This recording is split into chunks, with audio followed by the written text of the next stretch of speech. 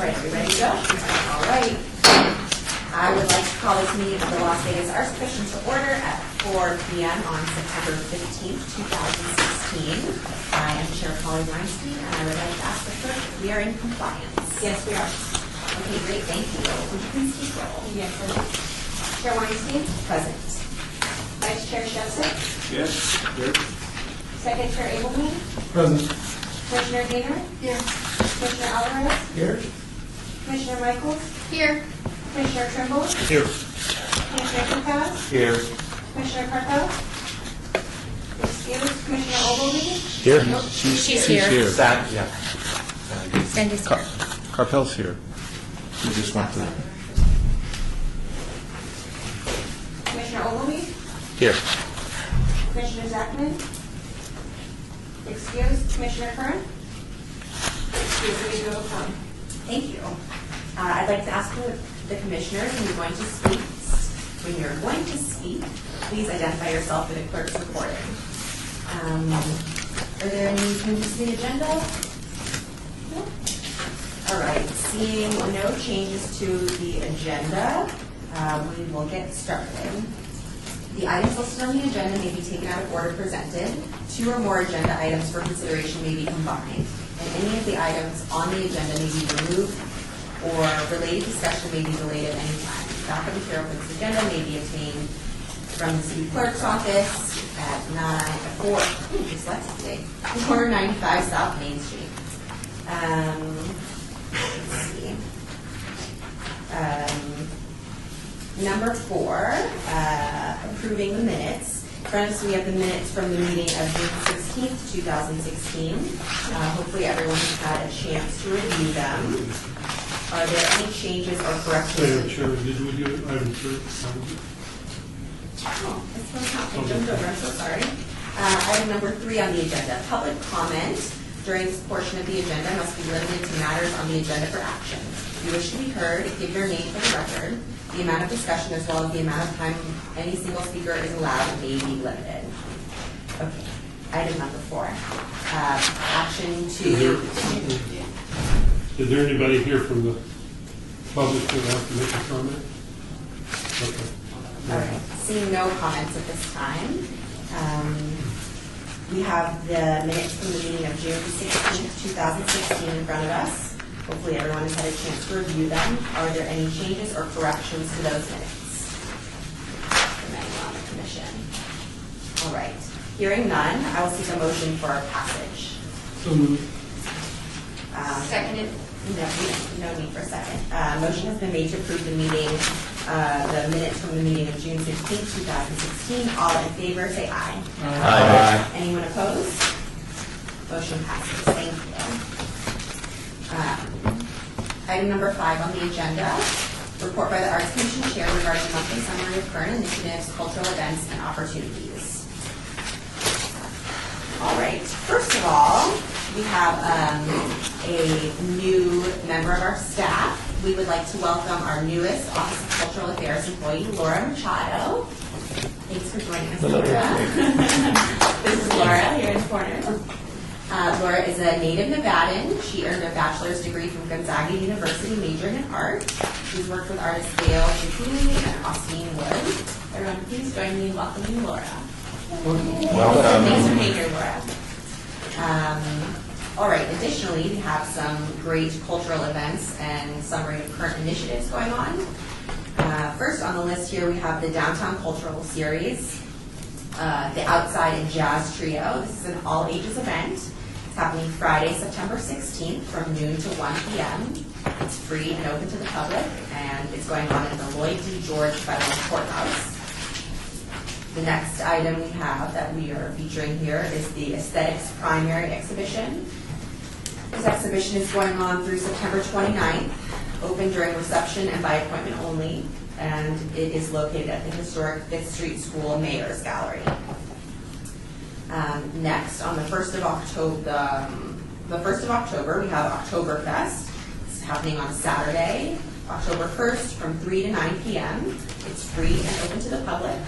And that is also taking place at the historic 5th Street School. And my last item here is the Vegas Valley Book Festival. which is taking place on Saturday, October 15th from 10 a.m. to 6 p.m., free and open to the public, and taking place also at the historic Fifth Street School. Are there any other members of the commission that have items that they would like to add? Commissioner Trimble. At the West Las Vegas Arts Center, they will feature the photography of Gail Ferguson. The reception will be on the 8th of October, and the actual show will be running from the 1st of October to November 21st. The exhibition is called The Collage of Creativity. Great, thank you. Mr. Dessing. Commissioner Shefzik, there's a new exhibition opening at the Barrick Museum next Friday evening. You're all invited. It's called Oil, and they're large-scale photographs about the size of that flag by Edward Bertinsky. This exhibition comes to us from the Nevada Museum of Art. So there will be a nice reception for it. He's expected to be there, as well as people from Reno. Also, there'll be some announcements made as far as the 50th anniversary of the Barrick Museum, which will be coming up next year. So you are all invited next Friday evening, early. Thank you. Thank you. This is Commissioner Ogilvie. I just have a few things from the county. We have 2 calls to artists out, ZAP 9. We're looking to hire 16 artists to paint utility boxes near Lone Mountain in District B. We also have Moapa Valley Mural Project. That's a budget of $27,000. Both of those calls will be closing in October, 3rd and 4th weeks of October. We have 2 exhibits. There's one at the Winchester Gallery. Artist Chad Scott, his show He Said, She Said, is it allows the viewers to go in and be inundated by news media that is happening every day. And it's really unusual because you kind of get swallowed into this experience, and you don't know what's being said. It's like babble, which is just kind of a statement on how the media presents information. But the show is incredible. You can also voice your opinion. There are mics to record it. I encourage everybody to go there. The closing reception will be on October 14th from 6 to 8. And we have a show coming up. It's going to be installed next week with the artist Robin Stark called, I can't remember the exact title, but it's something with ceramic vessels. That show will be going for 2 months in the Rotunda Gallery at the Clark County Government Center. Thank you, Commissioner. Thank you. Anyone else? All right. We will move on to item number 6, a report by the Office of Cultural Affairs staff regarding monthly summary of current projects. This is Rebecca Holden, City of Las Vegas Office of Cultural Affairs Visual Arts Specialist. All the commissioners have had a chance to review the monthly staff report. Are there any questions? Okay. Hearing none and seeing none. Thank you. Great, thank you. Item number 7 on the agenda, discussion for possible action regarding the public art annual budget for fiscal year 2017. This is Patricia Harris. In your package, you'll find 2 separate budgets. One is your budget for the general fund. If you want to take a look at that first.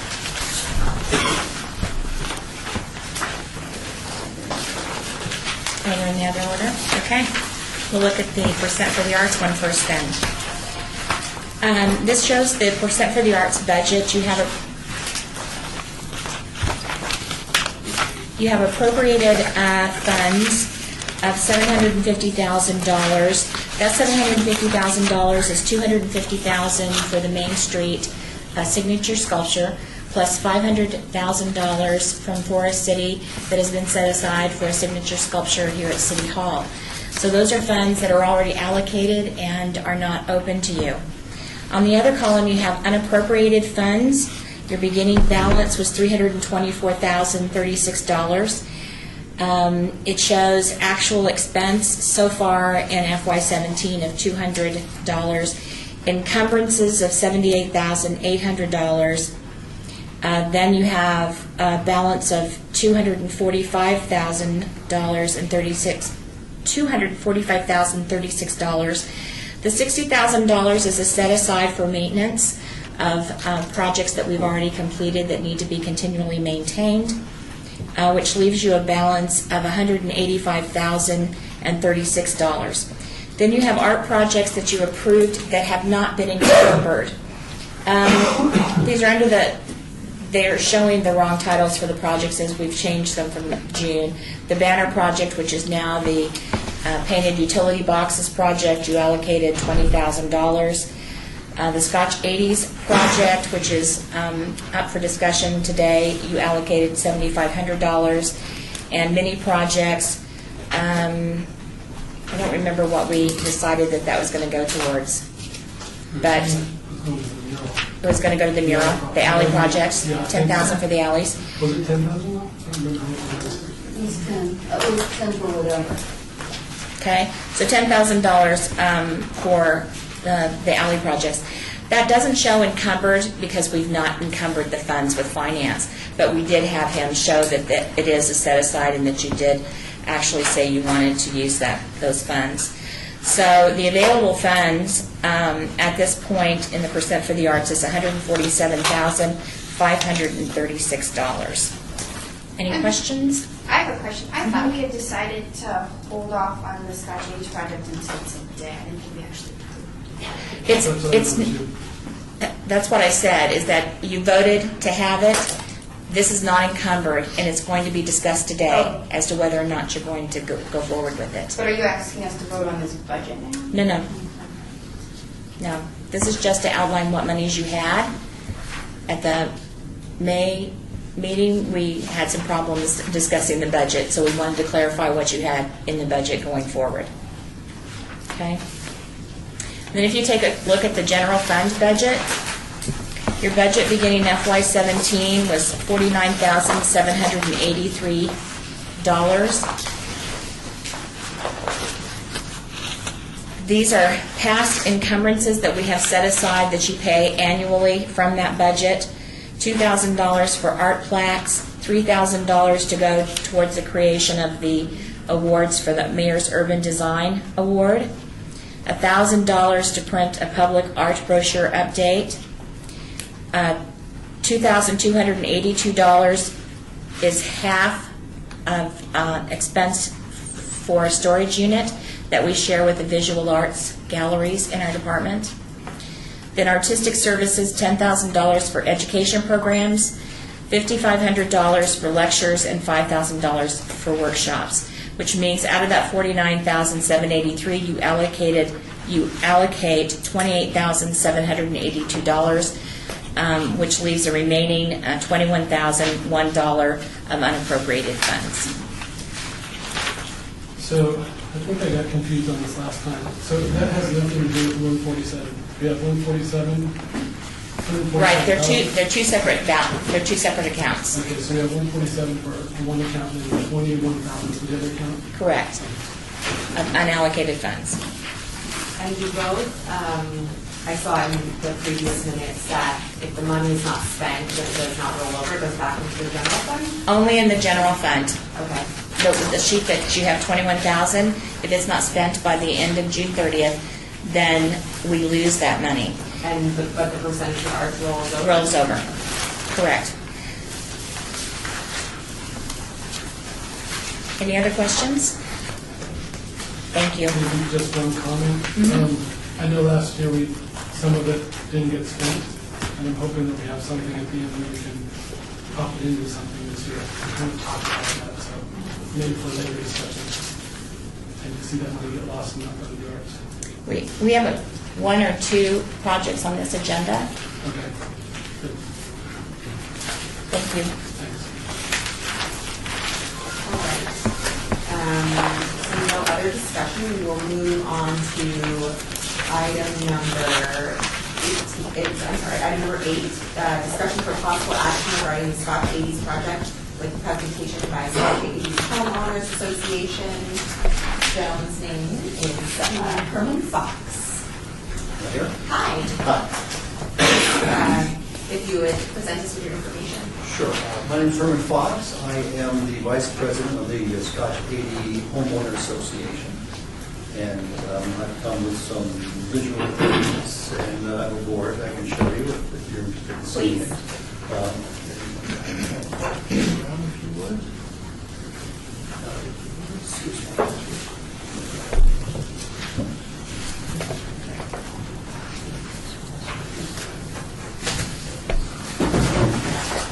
My understanding is that there's been quite a bit of discussion on this already and some action that was almost taken. And Steve Brogan asked me to come by today to get the schedule conflict. But just to, there we go. That is a mock-up of the location and the general thought of what, this is a very unsightly main entrance to our neighborhood right now.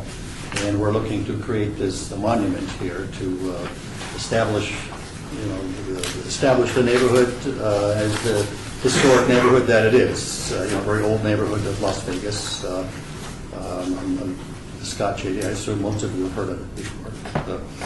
Anyway, the Scotch 80s. We are a neighborhood that's under constant stress. It seems like 3 or 4 times a year we have, the neighborhood association has to get together and approach City Hall, sign petitions, things like that. We're under attack, basically, from commercial interests trying to encroach into the neighborhood with either stores or offices or multi-family homes, knocking down houses, trying to eliminate the housing there. Recently, we fended off a plan by NDOT to vent Martin Luther King right through the neighborhood as a convenience of traffic, which we were able to stop. Particularly the medical district is always trying to encroach into the neighborhood. We recently stopped they wanted to make a large section of it into a parking lot for UMC. And we're feeling things all the time. And our thought is it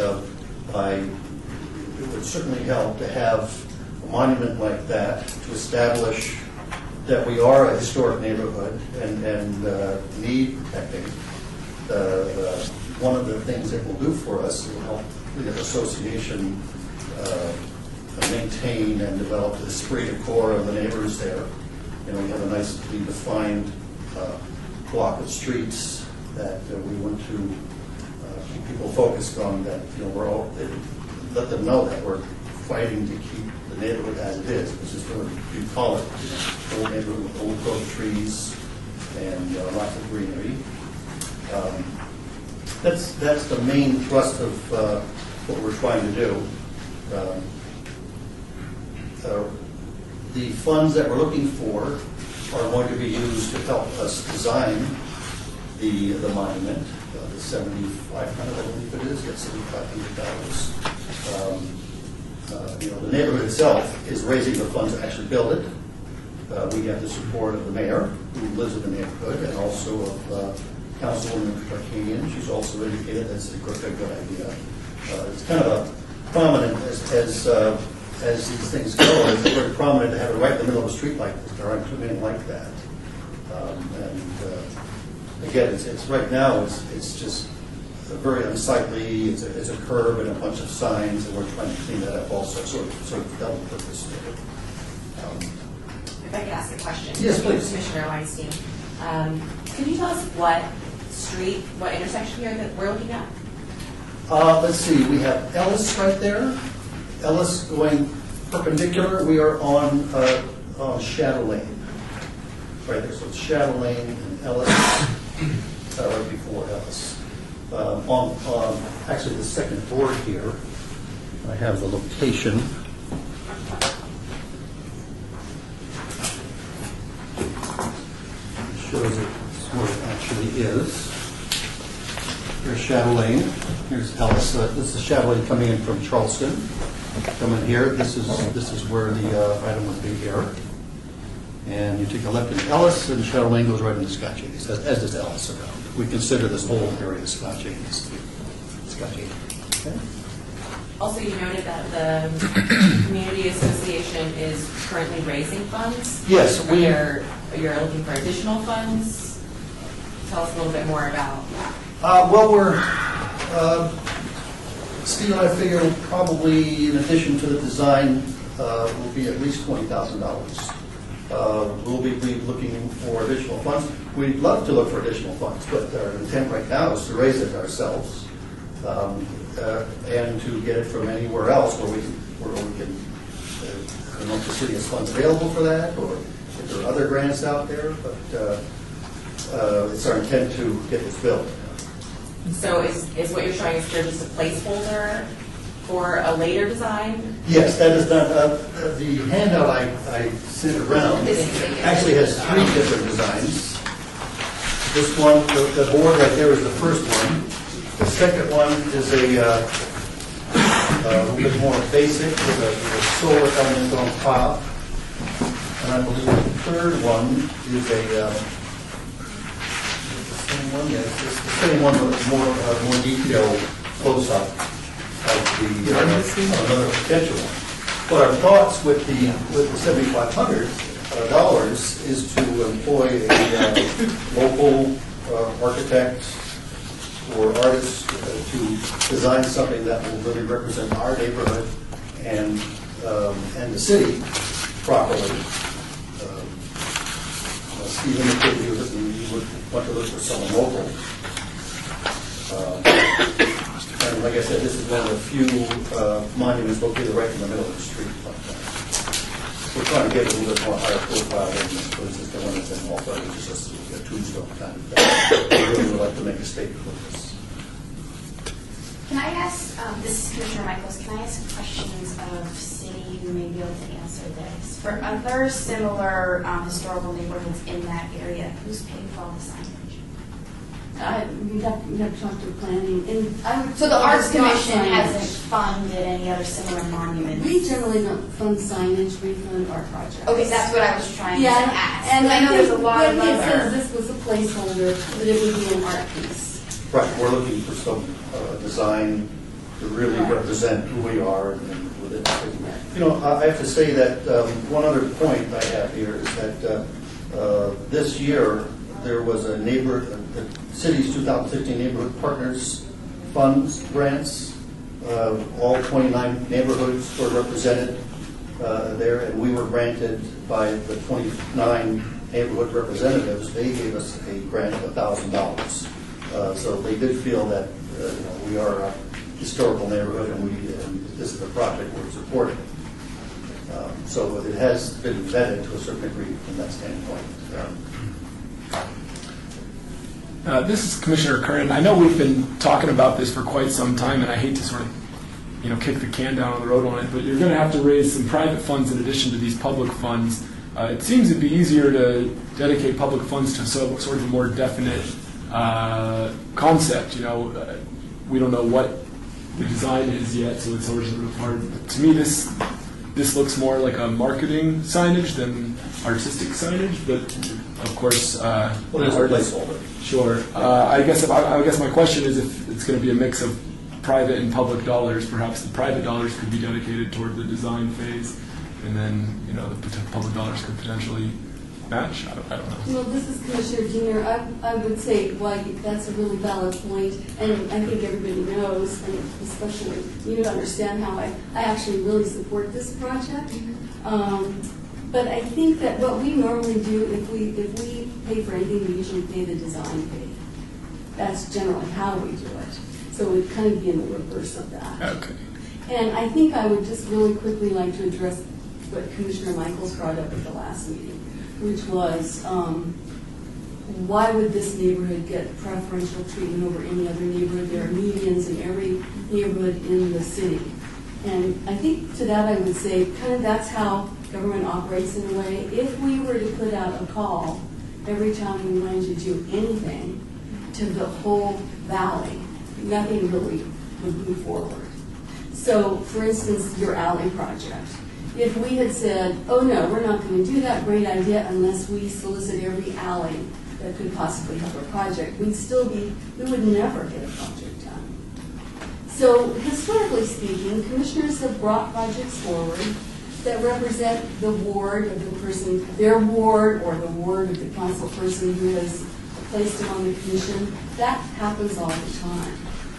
So I just wanted to kind of make that. And this is Commissioner Michaels, and I guess my concern, I'm the one that raised this issue. I grew up in this particular neighborhood at 5 Crescent Drive. I'm very familiar with the neighborhood. I love this neighborhood. I still live in Ward 1. I live in Rancho Circle. There are 20 similarly quaint historical neighborhoods in this urban area surrounding the medical center of the town. And I feel as though if we are going to spend art commission dollars on something, it should be public art, not a signed monument honoring one particular neighborhood. And I would say to that I think this is a placeholder, and I think that when I saw this too, I thought, oh, they're going to say this is a sign, because this is clearly a sign. This would not be anything the Arts Commission would fund. Right. But a placeholder for a piece of public art as a gateway piece, we have done that many times. We've done it in West Las Vegas. We've done it many times over. So if this is just a placeholder, if you're going to tell me this is what you're going to do, we wouldn't fund it. But a piece of public art there, absolutely. And there are many artists that live in that neighborhood that would very much like to be a part of that, whether it would be the selection or possibly even donating money. Commissioner Weinstein, so would there be a place down the road where we would make informed design decisions, or do we just hand over money and then someone else gets to decide what the design process is, and we have funded something that may just be another version of this and we don't get any say? The Arts Commission never operates that way. We do the projects. It's my understanding that Public Works is also partnering with the neighborhood to install it because they feel the need for it in light of Project Neon in the medical district. So we would go over the design, the artist selection, and the final selection of the design. And how do you feel that would sit with the private investors who bring in actually more money than we're providing? This is Herman Fox. Yeah, when I talked to Steve, my notes here, I believe the city is going to be putting out this bid, probably choosing the artist, and my impression is that we weren't actually going to be choosing the art itself. We're looking to establish those goals, and in our, I'll say defense as far as the Scotch 80 versus other neighborhoods in the area, I'm not aware of any neighborhood that's under the stress that we are, as far as this prime piece of property in between the medical district and the major, on-ramps. Again, we're looking to establish our identity as strong as we possibly can, and this is a defense that we want to part. Commissioner Shefsik, what are the boundaries of the Scotch 80s? What streets are around it? Yeah, I can speak to that. There is a very traditional, historic Scotch 80s. A couple really nice streets, Fanny and Silver, with tree line medians and all that. But we define it as the group, the population. Ellis on one side, maybe Crescent Circle, Rancho on the other side. We have Charleston on one end, and that basically is it. Wouldn't it be Okie, Rancho, and Charleston is the major? Yeah, that would do it. Yes. And Martin Luther King, do it that way. The major streets. Yes. Which will be not there. Actually, we'll be there in just giant. They're expanding it. We were really taken aback when we learned that all the northbound traffic, in order to go head west, they wanted to route all the traffic down Fanny or Waldman. That would have made the highway. It's definitely a neighborhood under siege. Yes, and we are under siege. That's a good word. Thank you. It's a unique neighborhood. Yeah. It's a priceless, unique neighborhood, and very valuable to this community that it maintain its status as a neighborhood. That's my opinion only, but I grew up here too, and I grew up in that neighborhood, and I really believe that. So. And this is Commissioner Michaels, and I agree wholeheartedly with that comment, but there's other ways to preserve the integrity of the neighborhood. Other similar neighborhoods in that area have gone through a gating process to protect their neighborhood and really secure it. I know from having lived in Scott Chase and been bantered about numerous times over the years, and part of the reason that process fails is because you don't have enough support of the homeowners in their area. This is Herbert Fox, that is exactly correct, because the law presently states that it's 100%. You need 100%, and that's impossible. When those other neighborhoods were gated, it was not 100%. It was just a majority. We've tried very hard 3 or 4 times to get gated. There's always 1 or 2 people who say, well, we don't want to be gated. We don't want to pay the money to do that. You partially gated it, though. We have partially gated to keep it from being a thoroughfare when traffic is backed up on Charleston to have people cut through. So we did as much gating as we could, but I believe we've hit the end of it unless the law is changed.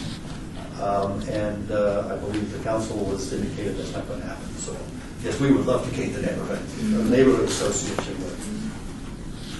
One Well, more. it sounds to me like Commissioner Michaels actually really would be a better solution. I mean, a monument would be nice, and it would notify people that this is a neighborhood, but I don't think it's going to solve your problem. No, there's no Yeah. there's no solution to that, certainly. It's a constant battle. There's a group of us, we're like the Minutemen, if something happens and we have to jump on it. We spend a lot of time at City Hall, talking to our council person.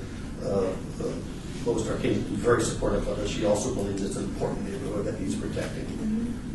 Not enough to change the law to allow us to gate it, but This is Commissioner Edelman. The one thing I would really like is the commission, I believe, should be funding art projects and not monuments. And that's my big concern right now, is that it's very much a monument, and so I don't know how we get around the fact that you need the money first. But I think that I almost want to see, I'm afraid when I see something like that, I'm going to end up with an artist pal or something like that. So, I have concerns when I have that image in front of me. So. yeah, this is Herman Fox again. Given that you are going to be letting the contract, we would be very happy to meet with the powers that be to determine that this is indeed an art project that is commensurate with what you're looking for. Well, how would normally, this is Commissioner Junior, how normally it would work, Commissioner Edelman too, is that we would keep the $7,500 allocated. We would form a little committee, and the committee, the selection committee would be made up of the commissioners here, and including representatives from the neighborhood. And then us artists, we selected, the Arts Commission oversees the design, the selection and the ultimate design. And if it doesn't get approved, then it doesn't happen. Or they could do it on their own. So that's kind of, and I agree, I understand. I think that's confusing, that image, because it looks like they're just saying, could you fund this sign for us? And correctly, we do not ever do that. But that's a placeholder, if I'm correct, to reiterate, it is a piece of art that serves as a gateway piece, Yes. which we've done before. And that this body would fund the $7,500 for the design aspect of it. Maybe not all 700 would have it, but we would take care of the design aspect of it and oversee the artist selection and final selection. So, that's all Which I is have. acceptable to the association. So this is Commissioner Michaels. Can I ask another question? How much money have you guys raised to date towards the actual construction?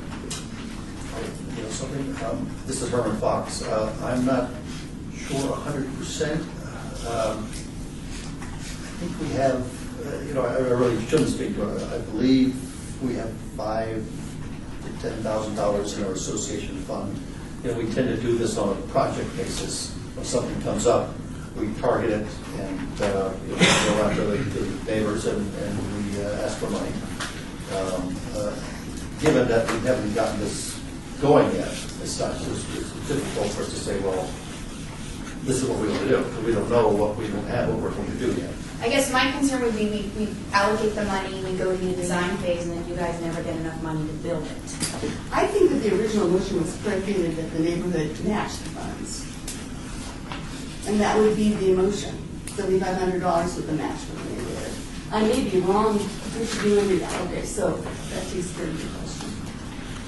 This is Commissioner Ogilvy. I just have a question. When you say under siege, what do you mean? What are people like coming in the neighborhood that you don't want in the neighborhood? Well, that happens too, yes. This is Herman Fox again.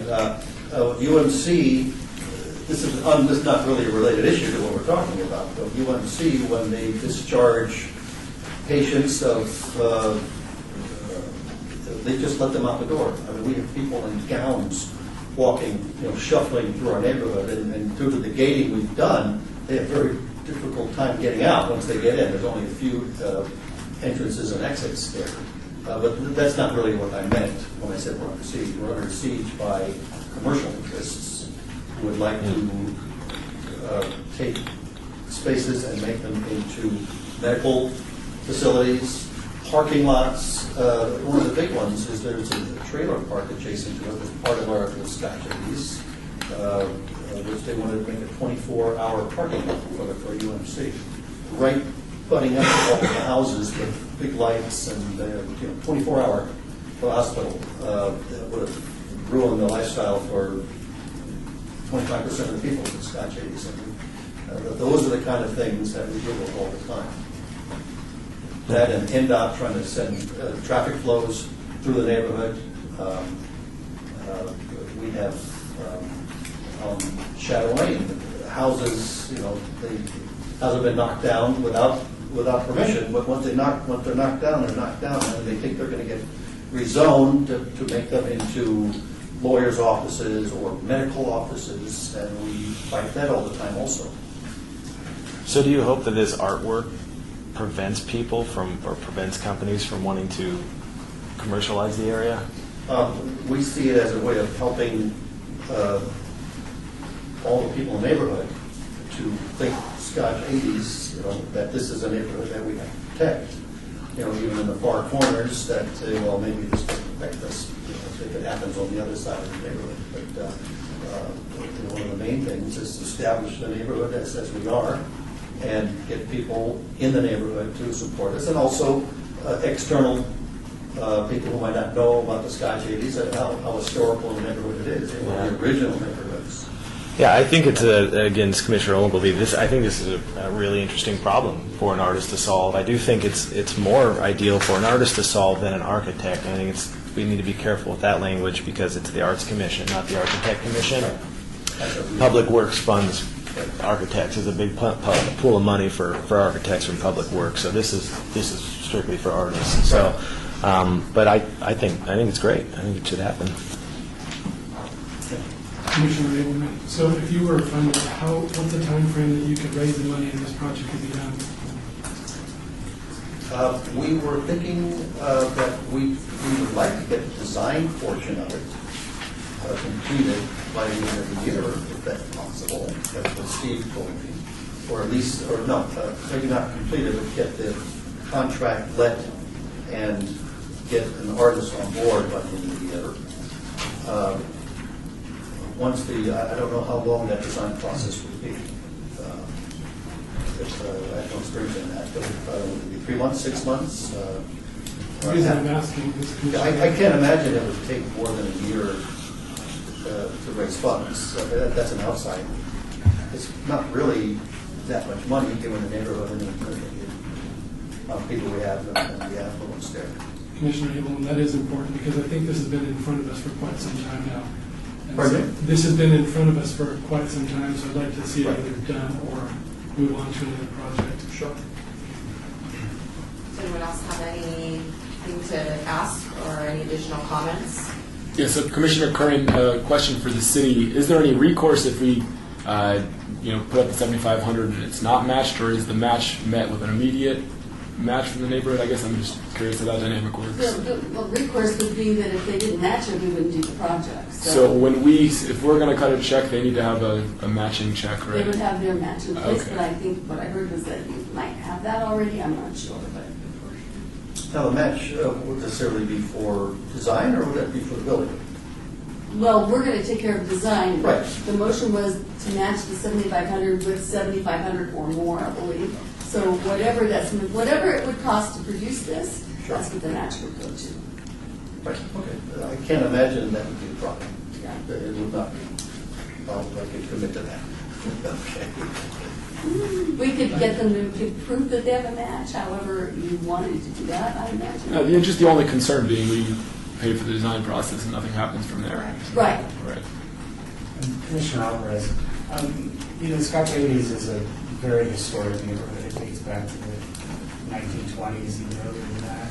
And its name has historic ramifications to the founding of our city. My concern is, I don't know if art is necessarily what you want there to delineate the history of your city, of your neighborhood, excuse me. Art would enhance the neighborhood, and it's a beautiful neighborhood, don't get me wrong, but I think historic markers, something that delineates that neighborhood historically, that people can actually read something. I'm concerned that a piece of public art will get lost in this space. The county has a public art project, the Medium Project, which Commissioner Oswald over, and that has a broader impact to more people in the community than putting a piece of public art here. But at your entrances to this neighborhood, if you had historic markers, that would have a major impact. I think a broader impact than other art. This is Herman Fox. This is the major ingress and egress there. The rest of them are minor, and actually we're losing some because of the NDOT project. But this is the main entrance. I agree that no matter what we do from a public art standpoint, it does have to say historic Scott Davies neighborhood, and that will have to be on That there. signage would be there. Yeah. Wouldn't be part of the art project, but the city would always have that signage. Right. But it's a particularly unsightly entrance there. It's kind of where the rubber meets the road from the siege standpoint. There are commercial buildings right beyond that on Shadow that were single-family homes that they made in the lawyers' offices and also to medical offices. And I think a piece of art there would be a very nice addition and kind of delineate, okay, this far and no further. And that's, as a matter of fact, the neighbors who are over there, all around there, are very supportive of it. They would like to hold the line there also. And right there are houses that are vacant that they would like to knock down and make into commercial things. We're fighting that right now. All right, Mr. Herman, we need to move on. Sure. So, if no one else has any pertinent questions, I'd like to make a motion to approve the $7,500 funding to the Scotch 80s project. I'll second. All in favor, say aye. Aye. Anyone against? Aye. Aye. So, I'm not sure how that works. Does that pass? Well, there are 3 nays. Yeah, it passed. All right. Councilmember Perry, I've got Commissioner Michaels now for this. Yep. All right.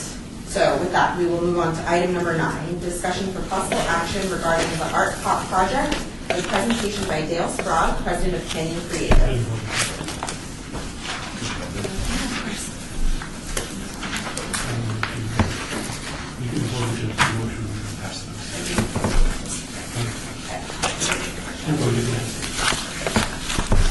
Should move to approve, but then vote I against. heard a motion. Okay. Did I do something wrong? No, Who made the motion to approve? You did. That's what I no, thought. you made the motion. Oh, I wanted to hear a motion. So, can I make the motion? Not go against it. I can't, well, yeah. I wanted to hear it. I can move to approve. I'll second. Let's redo this. Yeah. I'd like to hear a motion to approve the $7,500 funding for the Scotch 80s project. I will move to approve. I second. Second. All in favor? Aye. And all against? Aye. Sorry about that. So working out the kinks. Item number 9, discussion for possible action regarding the Art Pop project, with presentation by Dale Sprague, president of Canyon Creative. Hi, thank you. Hi. Dale Sprague, Canyon Creative. Okay. Here representing Art Pop. And I think I was here a year ago. We were just getting off the ground. Thereabouts? Okay, great. We wanted to run a short video. A year ago I did not have this, to introduce you to Art Pop if you're not familiar.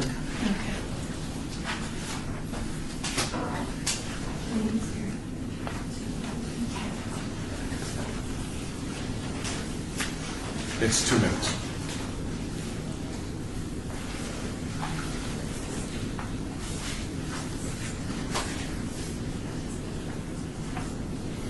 I'm Wendy Hickey, and I'm the Executive Director and founder of Art Pop. Art Pop's mission is to help promote local artist work through available media space and work to connect to the local.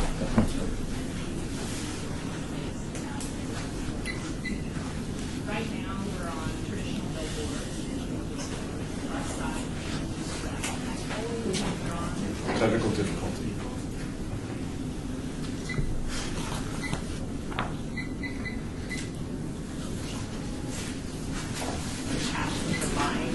Connections with them as human beings.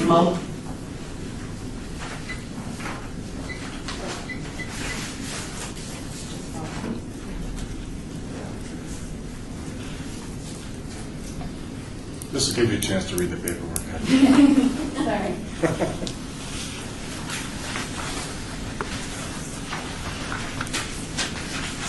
I've loved seeing the pieces on our phone. Yeah, I have too. It's really been a treat. It's been great, and I don't know if you saw the numbers, but there's 12.5 million impressions since it started in March, and it's still going on to the end of the year. That's a lot of free advertising for artists and the arts in our community. I love those reading now. Yeah, the one's going out on 15. Yeah. It's really delicious.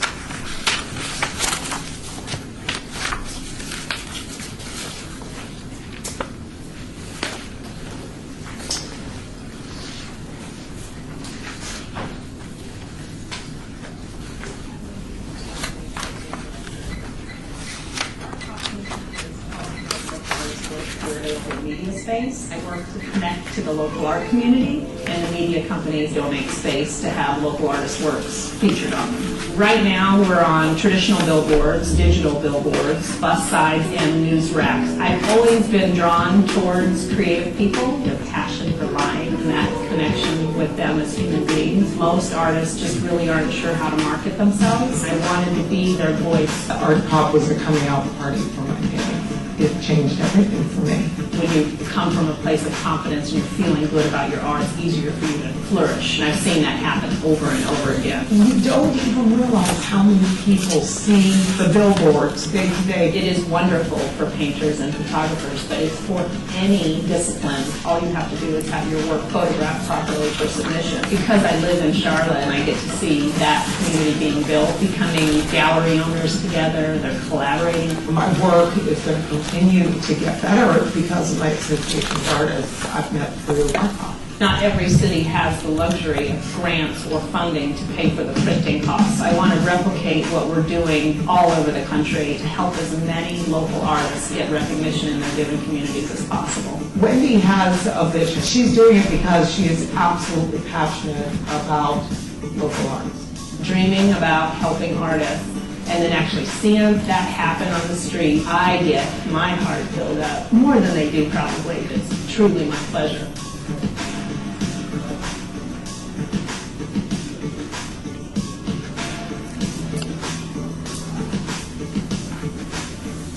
So as you can see, it started in Charlotte a few years ago. I think it was 2008, but don't quote me. At the time, I met Wendy about 5 years ago. They were in 3 cities. They're now in 11 cities. I think we were number 4 in the works. We kicked it off this year in March. And we had a little bit of money, but most of the money we needed was funded by Art Pop. It's a 501c3. So my goal this year for next year is to make it larger. There is going to be private funding coming in, and people have talked to me about participating. So I have some people that are interested in that. What you have in front of you are the media outlets. We were on Fox 5. I also think we're on Channel 13. We had quite a few online and printed articles about us. As I stated earlier, we have over 12.5 million impressions of the art throughout our community, so it's been really great. Page 2, these are the 5 winners for this year, and this was juried. So we have each of our sponsors have one person as a jury come in and vote all the participants and artists, and we have the council put out the call and to all the artists with AIGA. The AIGA website is actually here, so the artists would submit their information onto the website, and we would vote. And the last 2 pages are some technical information, facts about Art Pop. That's it. Great. Thanks very much. Anyone have any questions? Mrs. Sprague. Sprague? Sprague. Like plague, but spray. Yes, this is Commissioner Ogilvy. I'm curious, the funding, the $2,500 that's being requested, Yes. is what does that go towards? Outfront Media, every time they post, actually one time they needed $500 to produce the vinyl. They took their labor and to put it up anywhere, so they actually put in that. So it's $500 to produce the vinyl. So last year we had 5 vinyls produced. This year, coming up in 2017, we're going to have 7. So we actually need $3,500.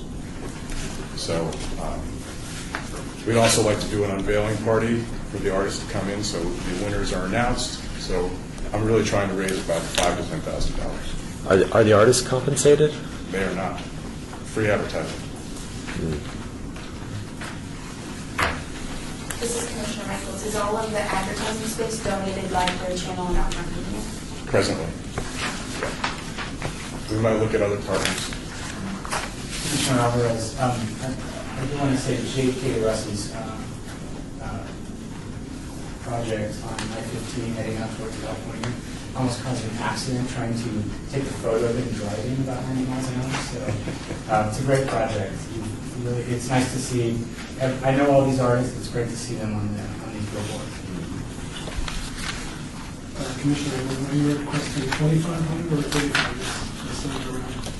I was 2,500.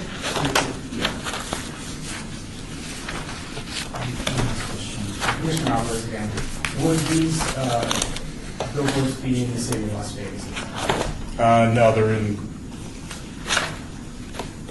Well, I'm not sure. They're right on the edge of I-15. I'm not sure that's the city. That's out of the city. So it's Clark County, but it's the Las Vegas proper. Sorry, Most of them were right in the city. 15 at what street? It was almost to the M. Maybe not that far. Those are the ones that were really far out. Everything else was really close and in the city. Can I, Commissioner Weinstein, can I ask, did we provide any funds last year?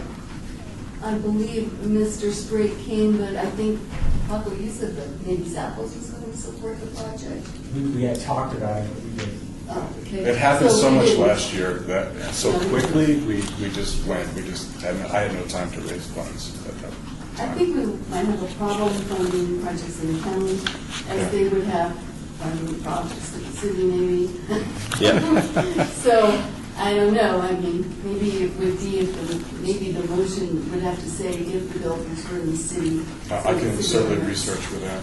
Yeah. Wendy has a lot of experience. She works with outdoor companies all the time, so I'll work with her and work with the outdoor companies, and I can come back to you. Certainly. There are specific billboard companies or outdoor companies that just specify or work in the city, so I have talked to them as well. Commissioner Miles, it'd be helpful if you could let us know the locations of the billboards. For that, we Yeah. don't identify if they're in the city limits or immediately adjacent to the city limits, but city residents would be viewing them. Okay. And then that would help us a lot. I have that data. Commissioner Shepsick, too, is $500 the total budget for one sign, or are there additional expenses? Yes and no. If we have the unveiling party, there will be a gallery opening, so there'll be some expenses for producing that. Not a lot of money. But everything else is It's donated. donated? Absolutely. This is Commissioner Olson. I was just wondering if the commission would fund the whole thing like that, or would they look for financial support from elsewhere? Like a match, 1-to-1 or something like that?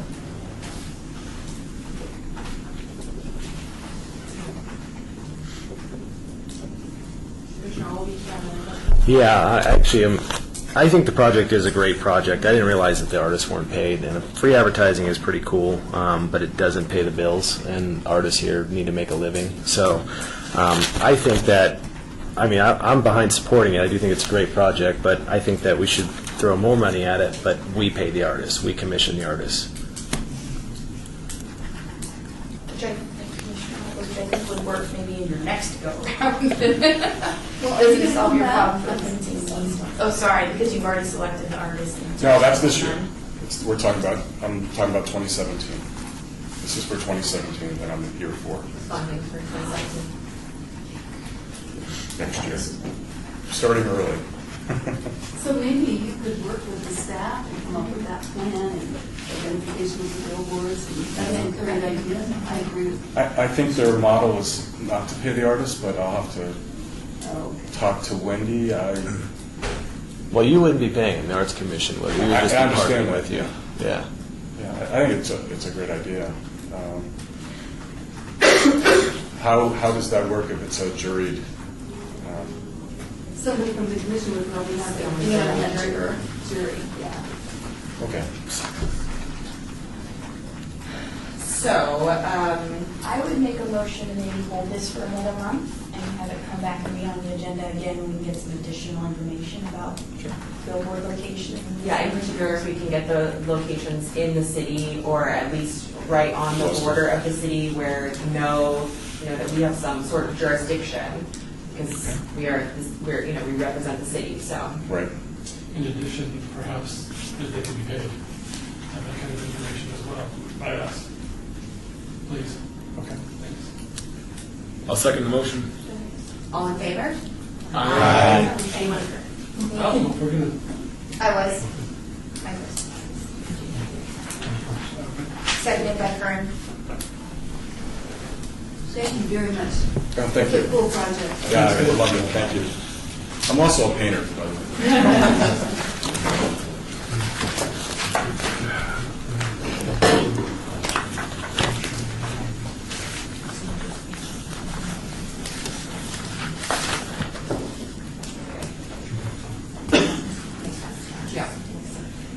All right. We are going to move on to item number 10, presentation by Todd Van Basten, president of Alios Inc., regarding a new theater project on Main Street. Hello, my name is Todd Van Basten. I live at 1708 Birch Street, which is the other side of his wall, the fence for Scotch 80s. So I'm in historic Glen Heather.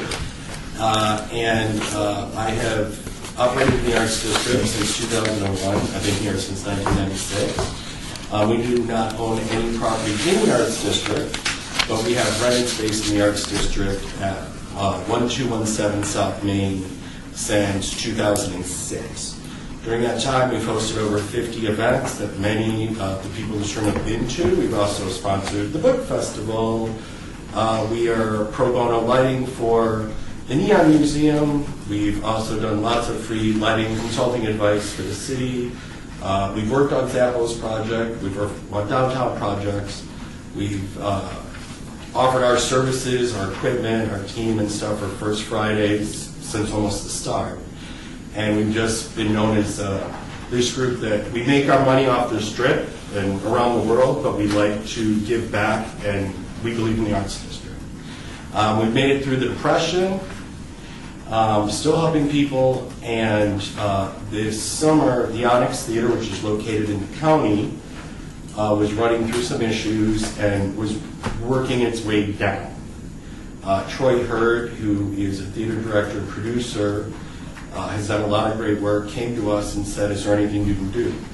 Our space that we rent at 1217 South Main has been used for so many different things. We've always pulled the proper paperwork for it and done that and gone through all of the hurdles for it. we thought it might be a great idea. This would be a great thing for the Arts District. We believe more is more. We do not have any need to open a tavern or be another bar or ask for a gaming license. We simply believe that entertainment and theater is a form of entertainment, and that there should be no reason there aren't more activities for people to come down to the Arts District. In the next few years, they're going to be closing down Main Street, which is going to be detrimental to every single business on Main Street. We feel if we brought in a small 98-seater less theater, that would help bring people down, and I know it would. Most of you know we know how to build a crowd. We know how to bring quality stuff to the Arts District. In 2013, we brought a play from Chicago, which was an equity production, which was $78,000 that we spent to bring it here.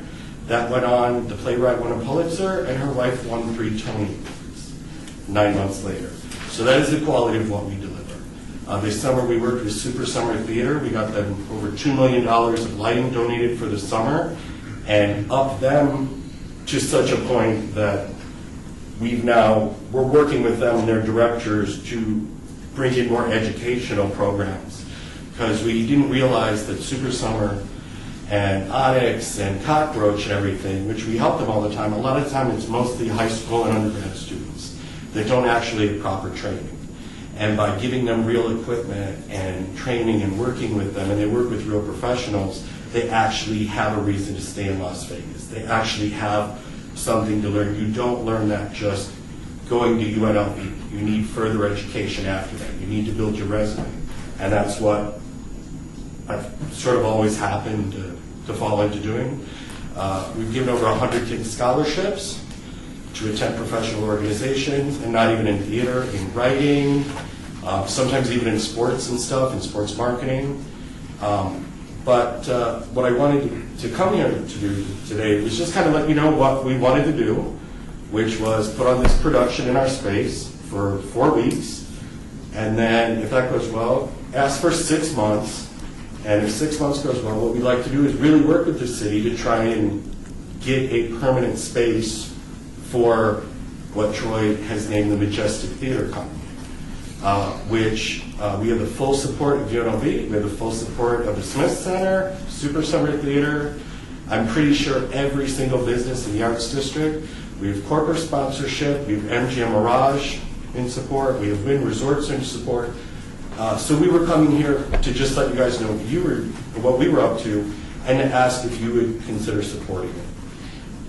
The other part of this is that it's all kind of falling into place with the street closing down. We actually feel it's more important that something is activated in our space, and something that really brings in a nice number of people, because it's going to be a mess on Main Street. We have to tell you that. We have been running into some issues with licensing. So in the last couple of days, my just discussion on what we're doing to make next year exciting has turned into, I kind of need to find somebody to give me some advice, because we're being bullied by licensing, and I'll be honest about it. We can pick up and go anywhere, and when it's easier to work in LA and Chicago and New York than it is in the Arts District, when we don't make any money there, like I said, we pay rent for a building that isn't ours. So if we leave, that building is going to sit empty, and it's such a struggle to rent anywhere on Main Street. We've also gone to other people looking for other spaces to rent, and all the new property owners to town that perhaps have some current code stuff, which is great, and all these new things, they don't want to rent to anybody.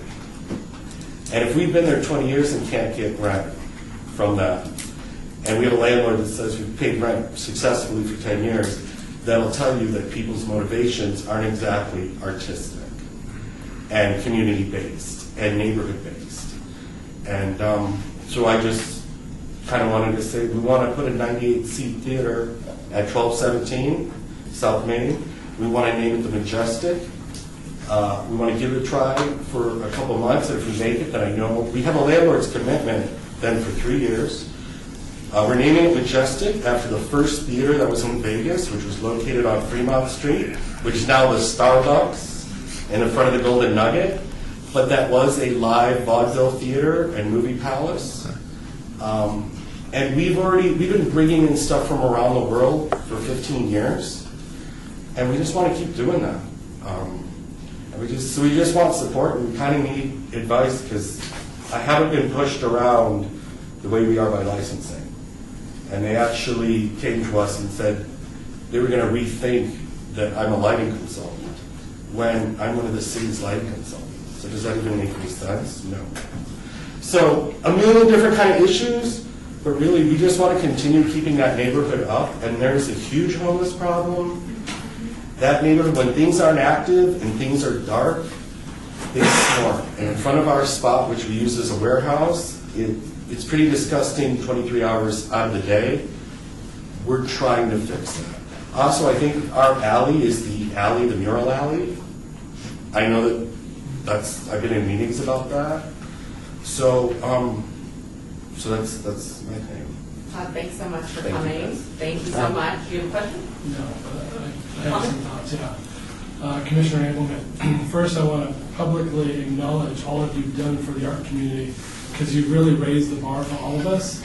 I believe without you, it's like, who knows where it would be. So thank you so much for all you've done. Yeah, thank you.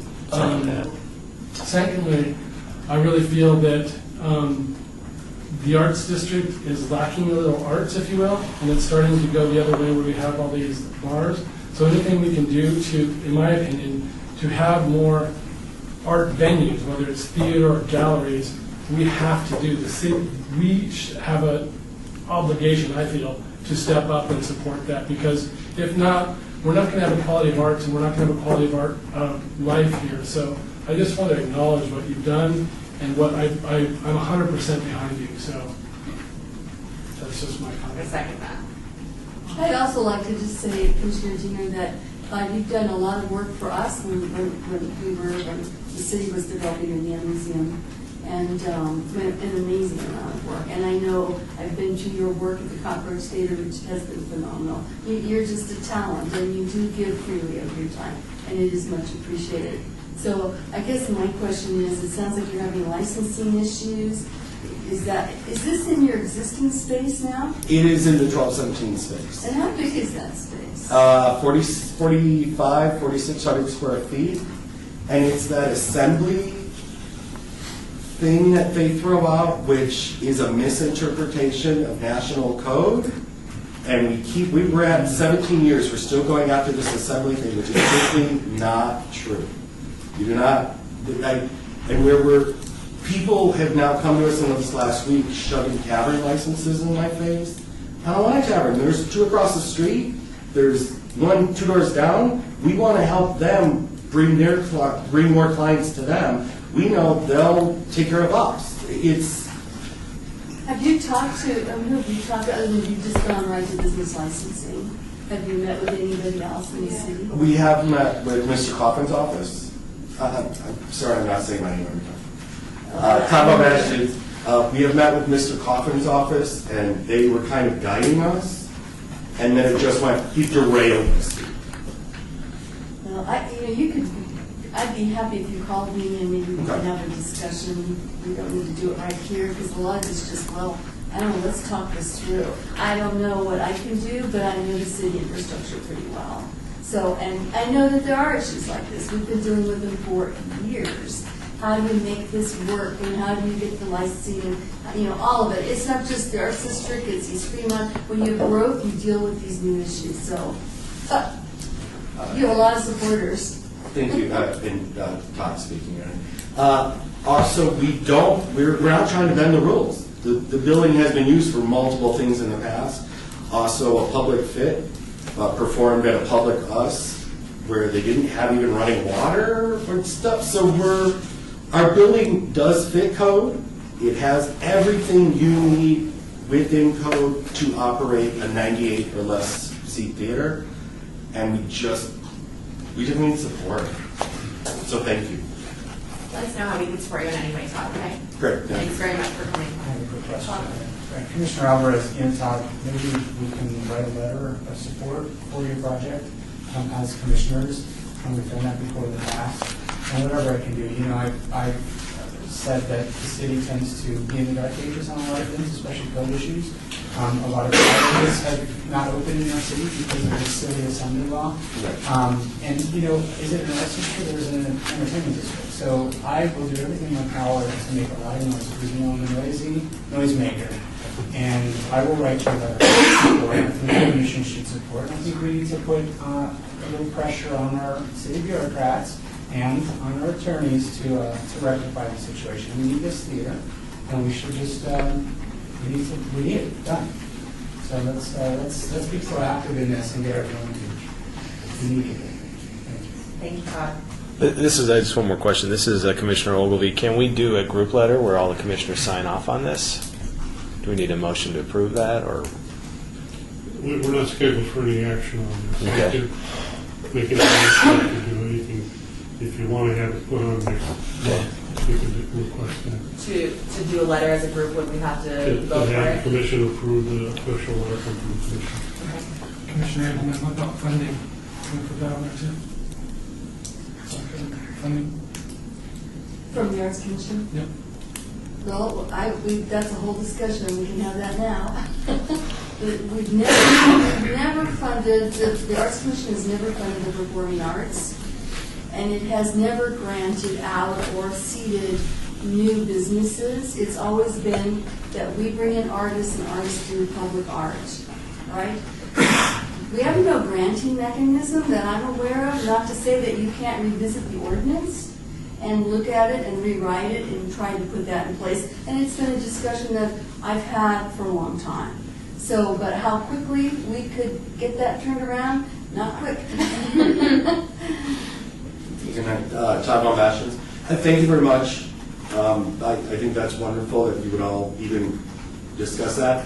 But I'm willing to pay, I'm going to fund this for Troy and all them. Same with the landlord. We have people in line to say, hey, let's see if we can make this work for 6 months. We can make it work past that. We really appreciate that. But for once, I'm the one that never asked for money. I'm the one that asked just for the letter of support, and that's it. So thank you. And call me. I will you tomorrow. We're off. All right. Do we add that to the agenda at this time or later? Well, I think that you can just make a request. You don't have to vote on it. You can just request it. All right. With that said, we will move on to item number 11, discussion for possible action regarding the naming of programs to paint utility boxes within the city limits. Where shall we begin? Well, I'll just pop in then, maybe just to say that we're moving forward like guns on fire with this. But do we call it ZAP? What does the commission think about that? And then if we do decide to call it ZAP, we have to go to the county and get some letter of agreement with the county. So I'm just going to let everybody else make these decisions. Commissioner Alvarez, I want to commend Commissioner Jerry Shefsik for a name he said a couple months ago, and it was AMP. What was it? AMP. AMP? Yeah, you said it under your breath, and I was like, ooh.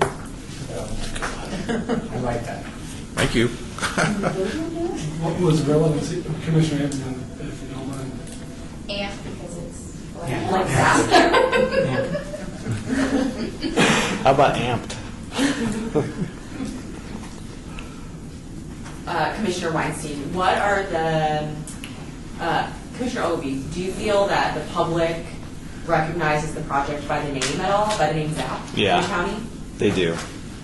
Do you think it would be beneficial or detrimental for the city to also use the same name if we were in agreement? I think it would just become problematic for artists because they already don't know the difference between the city and the county, and so to say have another program ZAP by the city, that will just be confusing. I think that the Arts Commission needs to pick its own name for this project.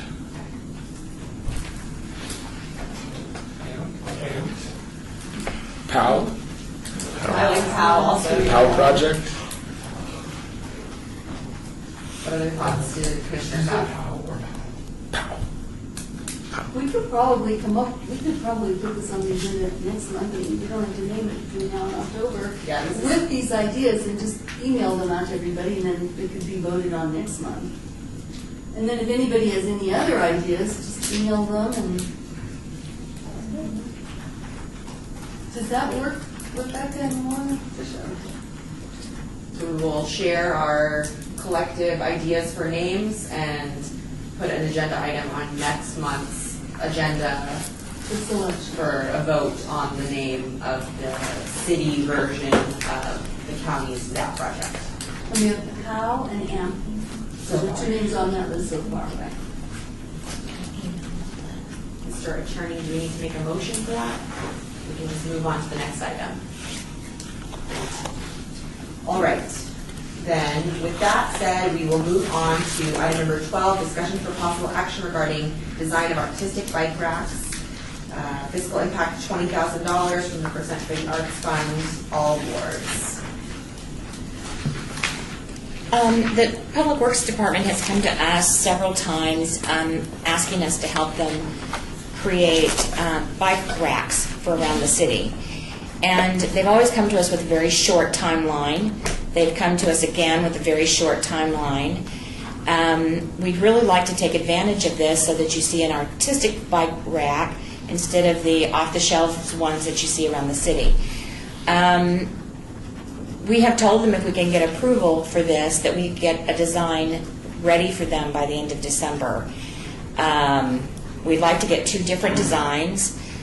Laura, myself, and Rebecca identified places within the city limits that we could put these as part of their new project. So we're asking you to approve $20,000 so we can go and get 2 artist designs to have on the shelf and ready for them to use as this project moves forward. $20,000 just for the design? For 2 designs, right. $10,000 for each design. Would the $10,000 be paid to the artist for designing? For design and then for engineering plans, the whole scope. So would you put out a, besides Commissioner Michaels, would you put out a call for artists to apply to Yes. get the opportunity to design the racks? Okay. Yes, we would go through we would go through purchasing contracts. They would put out an we decide now an RFP,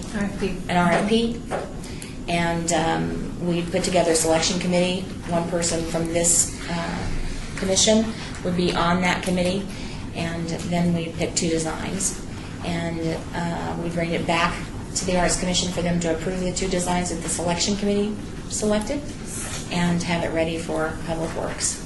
Very much similar to the structure of the bench. Correct. This is Commissioner Diener, and then Public Works pays to fabricate. Yes, they told us, this is Patricia Harris, they told us that they had the money to fabricate, they just don't have the money for artistic design.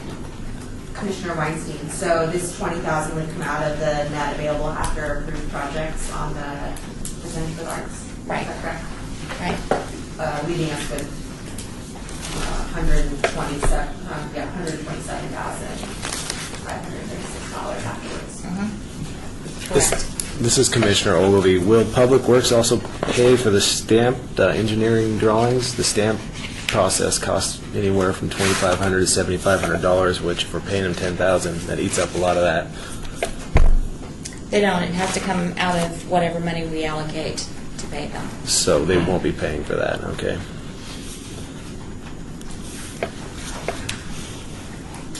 Is there any other questions or discussion on item number 12? Commissioner Coppell, this has to be completed by December? Yes. Is that reasonable that if we approve this today, that all of the selection process and everything can be done by December? We think it can. We've talked to purchasing and contracts. They think it can. Well, if they're on board, that's a big part. This is Commissioner Ogilvy. Is this going to come out of the unappropriated funds? Yes. Okay. Okay. 100% for the arts. I think that we should increase it then, because they are going to end up spending a lot of money getting these drawings stamped, and 10,000 just is not very much money for that kind of work. So I would propose at least $5,000 be added to each one for engineering documents, and then $10,000 for the design fee. So 30. changing the fiscal impact to 30,000 Yeah. total. This is Commissioner Curran. We could be assured that both designs would go to manufacturing?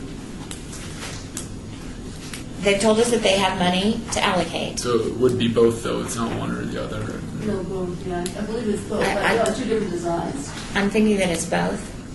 We discussed with Public Works that we'd like to do 2 different designs. They were fine with that. The only thing that they've told us that they'd like designs that could be expanded depending on the space that's available in the property. So you might have a very small space in some property, and you may have a very large space in other properties. And what we discussed is, when we're talking to the artist, we will tell them that that's part of the design features, that we need something that can be expanded. Whether it's to add 2 or 3 of the same design together to fill a larger space, we kind of leave that to them. And where would these bike racks be placed? Lorenzi Park, the Mob Museum. Identify yourself. Oh, Laura Machado, Cultural Affairs. Lorenzi, Mob Museum, Stupak Park, 2 others. 2 other parks. Lovett Park and JC, or is it JC and Lovett? JC and Lovett are together. Oh, okay. One other park. Lorenzi. Yeah, Lorenzi. Do Freedom? Oh, yeah. And Freedom. Any additional discussion or questions, commissioners? Is it possible for us to make the motion for changed fiscal impact? We just had a discussion. I think you're okay. This is if you can vote less money. I think you're probably okay to vote more than the 20,000. Okay. Okay. Before we do, can I ask, somebody asked for the 20,000, they had put some thought into it, I guess, before they arrived at that number? I did. You did? Mm-hmm. So do you agree with the stamping costs being as high as they are? I mean, I do. okay. Commissioner Ogilvie, so that the idea is to make sure that the artist gets more money. Right, that they get an actual commission and they're not just paying for engineering documents. Right. All right. Any additional questions or comments? All right, with that said, do I hear a motion to approve $30,000 in funding for the artistic bike racks project with Public Works? So moved. This is Commissioner Ogilvie. Second? Second. All in favor? Aye. Anyone opposed? All right, motion passes unanimously. All right, item number 13, presentation by Jay Naylor, owner of M Modern Gallery, Inc., regarding art component for Life is Beautiful. Hi there, I'm Jay Naylor. I think Ryan already actually wanted to start talking about Life is Beautiful with some of the graffiti artists that are actually doing the walls. We're curating a group art show that mainly fine art and original paintings and prints. So I'll let Ryan start with what's going on with the walls, which is the most visible part to everybody publicly. Hi, I'm Ryan from Life's Beautiful, which is next weekend. Hopefully you're all coming and excited about it. Art is a big component of the festival, and public art is certainly one we've been focused on for the last 3 years. Going into year 4, we've done 40 plus murals and installations downtown. We have 10 more going on this year. Almost run out of wall space, so only 7 are within the footprint, and 3 of them are actually outside the footprint this year. Just John Hearn spent the day working last minute to get our CenturyLink building finalized. But it's been a big program for us. It's our favorite program because long after the musicians and the chefs and the speakers all pack up and leave, the murals stick around for the most part. They've been fairly well preserved. So if you haven't done a mural tour and checked out the murals downtown, I put together a packet that you have in front of you. It tells you about all the murals, where they are, who the artists are. We have some great new artists coming in this year. The first 2 years you do this stuff, you're begging artists to come out and be part of this program. And now year 4, we have artists calling us. So some of the biggest artists in the world, from all over the world, Poland, Australia, Spain, France, are begging to be part of the festival now, which is a nice little paradigm shift for us. So we love it. We have 2 murals up already. So if you pop in downtown the next day or so before we really lock it down, you'll see Philly Pantone's piece on 6th Street. I'm sorry, on 7th Street. And we have one piece on the Elk Cortez by Tristan Eaton. But it's the update for Fast and Furious on planning for the next 8 days. And one new component this year, as we're always trying to add to the program, is an actual gallery show. So we're taking over the Western Hotel, which was a cooling station last year. It wasn't programmed. This year it's a cooling station with a beautiful art show. You can walk around and see 100+ artists, and you can actually purchase the art. Paco has been so great to sponsor the shipping program with Zappos, so you can buy a piece of art at the festival and have it shipped to your home, so it's waiting for you when you get back to whatever city you're visiting from. And I'll let Jay talk about the art show. It's a new component. Does anyone have any questions for me? I vote POW for the matters. Jay, go ahead. But on the subject of your boxes, I would start by finding a website name that actually matches what you want to call it. That way you can actually exploit that marketing for the artists involved in doing the boxes. But that's just me, I'm a marketing guy. A lot of people think I live in Southern California because we actually have our galleries in Southern California. However, I actually live in the Scotch 80s of all places. So, a little irony there. And I thought that thing looked like a tombstone. Just a really large one. A public art piece would be a lot better than that. He didn't necessarily articulate the situation that well, but if they need some help with it, I'm happy to help fund it, so that's not a problem. What we're trying to do, we were involved in the local art scene here back in 2006 in the Arts District. I've known Commissioner Alvarez for quite some time because I was heavily involved and still am in both Palm Springs and here in Vegas with preservation of mid-century modern architecture. I was involved in founding Modernism Week in Palm Springs, which is a fairly big deal there now. We have a much better board now than when I was first on it. People that do a lot more, which is nice. And I think currently it has 60,000-70,000 people. With our M Modern Gallery, we've showcased probably 200-300 bipolar artists over the years. I roll a lot of lithium and chocolate and just kind of distribute it to the guys that are in a great frame of mind. Insofar as the local art scene goes here, I think it shows a lot of promise with a lot of the kids. Although what we wanted to do was bring in a lot of national and international artists to Las Vegas. So they would have some examples to look at for artists that make decent living on it. I mean, we have artists that are wealthy. One that I represent pretty heavily is named Shag. At one point he had a play out here. Well, I don't know how you categorize it. It was called Shag with a Twist. It was over at the Plaza Hotel for a while. And he did one of the Fremont experiences, and we own, my wife and I, Michelle Modern, a couple of stores that are just solely selling his work in both Palm Springs and West Hollywood. Venus, the nightclub at Venus. Oh yeah, Venus was also Shag stuff. They actually, one of the reasons they closed it was because they kept stealing all the merchandise and putting it on eBay, which was kind of a fascination at the time. Still happens on occasion. So really what the idea was to bring in a bunch of artists that would serve as an example for the artists out here. It's mainly in the genre which we would classify as lowbrow and pop surrealism, which is more of the Southern California movement that's starting to spread into New York quite a bit as well. But we're predominantly in Southern California. You have some great artists here that are actually involved in it. Unfortunately, they're moving away because of the proximity to their shows. Amy Soul's one of them that some of you may be familiar with. She'll be in the show. There's Juan Nunez, who's still local, which is great. Casey Weldon, who I believe lives in Portland now, who's a fairly good artist, is involved in the show as well, and a few others. And then basically, if you come down, you get a chance to see it, but we're hoping that it would inspire some of the younger artists to maybe have a bit of a paradigm shift in the way they think about making a living with art. And that was pretty much, you really kind of have to come and see the art itself. It's a little bit different than what I think people are accustomed to seeing here. The reason it's called Crime on Campus was actually to leverage the branding that we had done with 944 magazine and Racket magazines with Wendo Media back, a decade ago. And we've helped Ryan curate some of the projects they've done downtown, Commonwealth, Park on Fremont, Itsy Bitsy Ramen and Whiskey. There was Boulevard Cocktail for, was it Boulevard Cocktail Company for a time?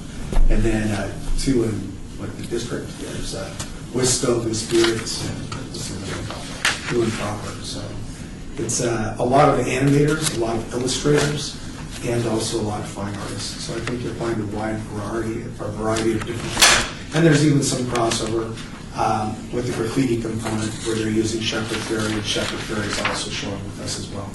We've shown him since 2004. Any questions for anyone? Commissioner Alvarez, I have to commend you guys on a great program. Thank you for bringing these packets in. Breakfast Beautiful is going into its 4th year, and it's a gift to the city. I mean, it is a gift. It's the greatest cultural arts gift that anyone has ever given the city. And I hear good news that it will continue on, and next year's the 5th anniversary. So I'm looking forward to waiting a minute after 10 o'clock on the day you sell the ticket to buy my tickets. So, I'm looking forward to this event.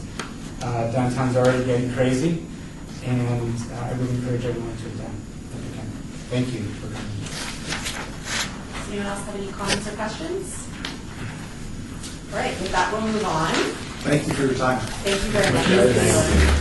Before we move on to citizens' participation, we would like to acknowledge that this will be Nancy Painter's final Arts Commission meeting. After 25 years of dedicated service, she will be retiring from the city of Las Vegas. We have a little something for Nancy.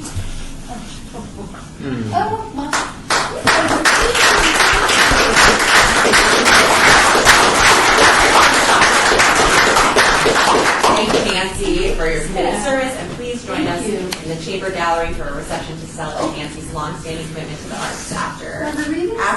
Margaritas for everyone. After the meeting. Okay, item number 14, citizens' participation. Public comment during this portion of the agenda must be limited to matters within the jurisdiction of the Commission. No subject may be acted upon by the Commission unless that subject is on the agenda and is scheduled for action. If you wish to be heard, give your name for the record. The amount of discussion on any single subject, as well as the amount of time any single speaker is allowed, may be limited. Is there anyone to speak in the citizens' participation portion of our meeting? All right, seeing none, I'd like to hear a motion to adjourn. All right. I ask